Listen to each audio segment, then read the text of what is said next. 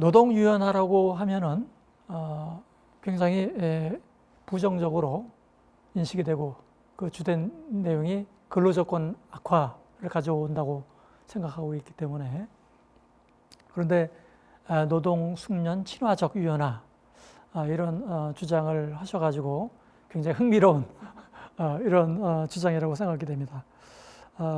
노동 숙련 친화적 유연화에 대해서 조금 더 자세하게 설명을 부탁드립니다. 네, 맞습니다. 지난 20년간 우리 사회에서 유연화는 그 사람의 머릿수를 조정하는 유연화, 노동 비용을 줄이는 유연화, 그리고 사용자의 책임을 외면하는 유연화와 등치되었습니다. 개인 도급을 포함한 이른바 고용 유연화입니다.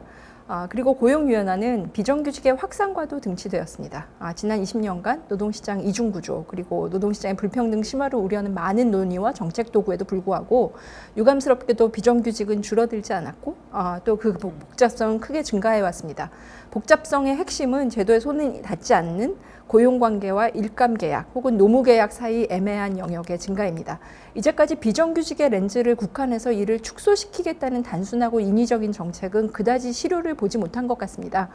오히려 문제를 복잡하게 하거나 후폭풍을 불러온 경험을 우리는 공유하고 있습니다. 지난 20년간 노동시장의 논리가 변화하면서 많은 젊은이들이 더 이상 한 특정 직장에 붙박이로 일생을 보내야겠다는 생각에 얽매이지는 않는 것 같습니다. 이른바 노사 간 심리적 계약 관계가 무너지는 직간접적인 경험을 했기 때문이기도 하고, 또 우리 직장이 자신이 힘들게 갈고 닦아온 것에 대한 효능감을 높여주는 데 인색하고 권위적이라고 인식하기 때문입니다. 안전하지 않고 자존감을 낮추는 직장도 적지 않습니다. 청년들이 10년 넘게 학교에서 귀에 못이 박히도록 배운 민주성과 참여가 회사의 문을 들어서면 멈추는 경험도 적지 않게 하고 있습니다. 퇴사를 권유하거나 퇴사 경험을 공유하는 단행본이 최근에 굉장히 유행을 하고 있는데요. 이러한 세태를 반영한다고 봅니다. 몇몇 부분에서는 기업들이 이미 구인의 어려움을 겪고 있고 정착도를 높일 수 있는 방법을 적극 모색하고 있기도 합니다. 오늘 아침 본 한 기사에서는 이미 한국에서 가장 많은 사람을 고용하고 있는 기업 중인 하나인 쿠팡도 비슷한 고민을 하고 있다고 합니다. 결국 노동자들이 노동시장에서 자신의 역량을 유지하고 지속적으로 높여가는 경험을 하고, 또 이 경험을 노동시장이 돌려줄 수 있는 구조를 만들어야 합니다. 이것이 한 직장에 정주함으로써만 추구될 필요는 없습니다. 한 기업에 전속되었을 때 적용받을 수 있는 지금 제반 노동권에 대한 재검토가 필요하다고 봅니다. 나아가 온라인으로 오프라인으로 일감을 받아서 생활하는 사람들에게까지 기본적인 노동권을 보장하도록 하는 어떤 제도의 개혁이 필요합니다. 법률상 근로자인가 아닌가를 엄격하게 따지는 사회적 비용을 지불하기보다는 기업이 개인과 일감을 거래하는 경우 수반되는 사용자 책임을 포괄적으로 정의하는 편이 더 유용할 수 있습니다. 한편 노동 숙련 친화적 유연화는 일하는 방식과 매우 밀접하게 연관이 됩니다. 한국은 낮은 실업률을 유지하는 데는 성공했지만 좋은 일자리를 만드는 데는 그닥 성공하지 못했습니다. 기본적인 역량을 갖춘 너무 많은 사람들이 일터에서 자존감과 흥미를 잃고 있고, 그 결과는 중장기적으로 기업과 사회의 혁신과 민주성을 저해합니다. 이번 코로나 위기는 한국 사회에서도 일하는 방식의 유연화를 고민하게 하는 촉매가 되었습니다.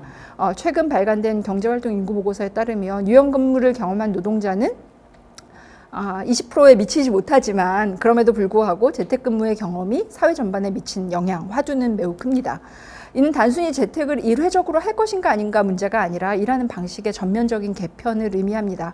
개인 간 부서 간 조정, 조직과 개인 간 신뢰가 원활하지 않고서는 여러 유연근무의 시도가 성공하기 어렵습니다. 그러나 유연근무가 정착되면 구성원들에게 일하는 방식에 대한 통제감, 자율성을 부여함으로써 일에 대한 만족을 상당히 높일 수 있습니다. 뿐만 아니라 일과 생활을 본인의 상황과 선호에 따라 보다 유연하게 통합할 수 있고 젠더 평등에도 기여할 수 있습니다.